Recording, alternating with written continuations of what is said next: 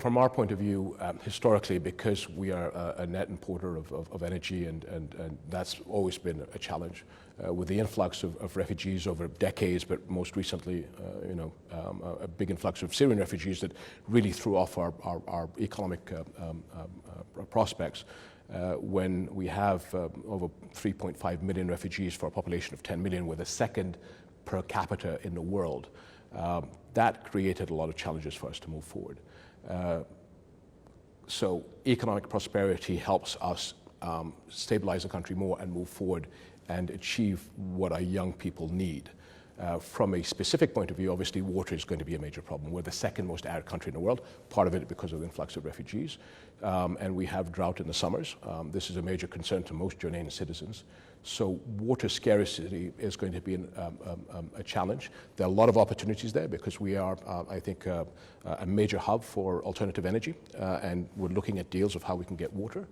But also Jordan has tremendous opportunities for agriculture, and we're working with many partners in the region for food security for them. So these are all interconnected. What I guess I'm saying is the opportunities are there, and we're actually more excited of the possibilities of overcoming these issues than the challenges themselves. What's something that could derail this vision? Because we've seen visions in the past, and this is certainly the most ambitious. Regional conflict. For me, the Israeli-Palestinian issue is very important.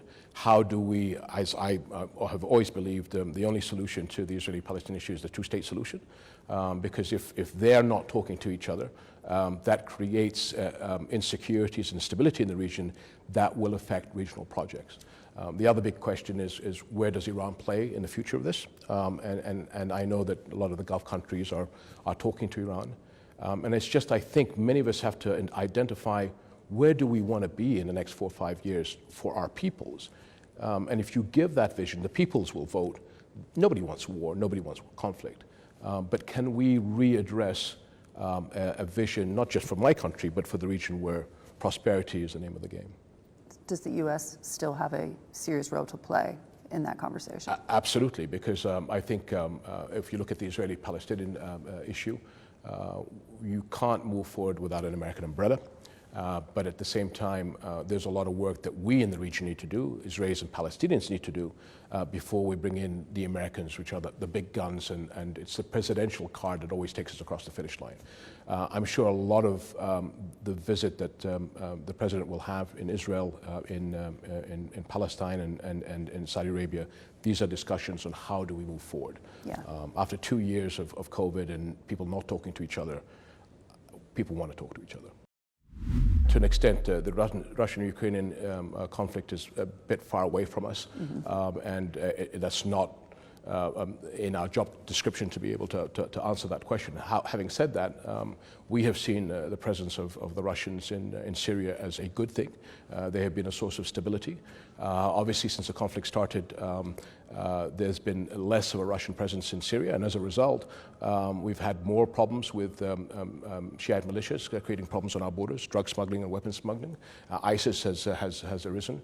So again, the question is where are the Russians going to be in Syria? From the Jordanian point of view, they were essentially an essence of calm. The other part of the question is obviously this conflict, the longer it goes on, the more instability we're going to have because of commodity challenges in the region. And the more it goes on, the longer the recovery is going to be. So we are all talking to each other. Maybe that's the positive things. Because of these challenges, countries are reaching out to each other. How do we work? We just are hosting the Crown Prince of Saudi Arabia. I was in Egypt last week, and it is a flavor that all of us are coming together saying, how can we help each other, which is, I think, very unusual for the region to get through this, because now we've got to deliver to the people. Yeah, and it's interesting when I cover energy markets, of course, oil at over $120 a barrel, petrodollar economies are making unprecedented profits off of what's been happening right now and an energy crisis. When you think about that with regards to OPEC members, Saudi Arabia, the UAE, Kuwait, and others, do you believe that they have a responsibility to help bring prices down particularly for a country like Jordan, who's going to suffer tremendously from these higher energy costs? Well, again, I think these are discussions we're all having. How can we help each other out? It's dawned on everybody that we have to look at everything win-win. If I'm okay and you're not, I'm going to end up paying the price. And again, if we fall back to the regional projects where there is opportunities for all of us, if one country is suffering, that's going to affect these regional projects. So I'm hoping what you're seeing in 2022 is this new vibe, I guess, in the region to saying, how can we connect with each other and work with each other? Because although a country may have much more oil, they don't have wheat, there are other subsidies that are needed, how can we share? And so what you're going to see is these regional resilience pacts develop that break down barriers between us. What are you hoping to hear from President Biden? Because this is an administration that many would criticize in saying they've been out of touch with the region. There has been this narrative out there for a while that the U.S. is out of the region and other parts of the world. I've never bought into that. I believe that where the relationships between Europe and the United States were not that good recently, what the Ukrainian-Russian conflict did is bring a very strong European-American alliance back. And I believe that the message that the President, one of the messages that he brings to the region is that count on the West, count on Europe and the United States, because we are going to be actively engaged, as he will have probably the same messages for the Americas and for Africa and for Asia. Yeah. One of the things that folks in the United States are very much focused on, obviously, is the relationship between Israel and the rest of the Middle East. And we've seen the Israelis come out with a Middle East Air Defense Alliance in the last few days. Is this something that Jordan is looking to be a part of in an effort to combat Iran? Well, those are issues that are being discussed regionally. I think we want to look at the bigger picture. And one of the issues are based on regional projects. We want to see how inclusive we can be. And again, if I was in Iran looking at the regional projects and how a lot of this is moving towards the West, where's my part in that? Yeah. And so can we put political differences aside to do something right for the peoples of the region?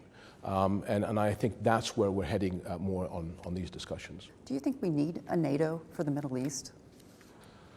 So NATO's can be complicated if you don't understand what the charter is and what the mission statement is. I believe you can build a NATO with like-minded countries, and that's something that I've always believed in. We in Jordan have a rapid deployment force. We work actively with NATO all over the world, have been for ages. The relationship with NATO from a Jordanian perspective is actually we're partners. And I'd like to see more countries in the area come into that mix. But we've got to very clearly define what is our role. That relationship with NATO is extremely special. We are fighting shoulder to shoulder and have been for decades. And I would be one of the first people that would endorse a Middle East NATO, but the linkages to the rest of the world and how we fit in. So the mission statement has to be very, very clear. Otherwise, it confuses everybody.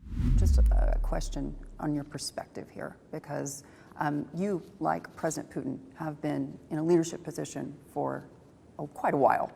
You've had an ability to really kind of look across the breadth of history, if you will. What advice would you give to the West, to the White House, to those sitting in Europe, and how to deal with Mr. Putin? Well, you know, I have known the president for more than 2 decades now. He's obviously very, very patriotic to his country, believes in the greatness of Russia. These are, him and his team, these are very, very smart people. At the end of the day, we had all hoped that the crisis wouldn't happen. It is what it is now. We're dealing with this issue. And the longer it goes on, nobody wins. And so how, and this is way beyond my pay grade, how do the West and the Russians find an exit to this? At the end of the day, people are dying, whether it's Russians or Ukrainians, in probably much larger numbers than we are seeing. And if this goes on for another 6 months or a year, everybody pays the price, not just in that part of Europe, but the world. So how do we give each other respect, and how do we give each other an opportunity to find an exit?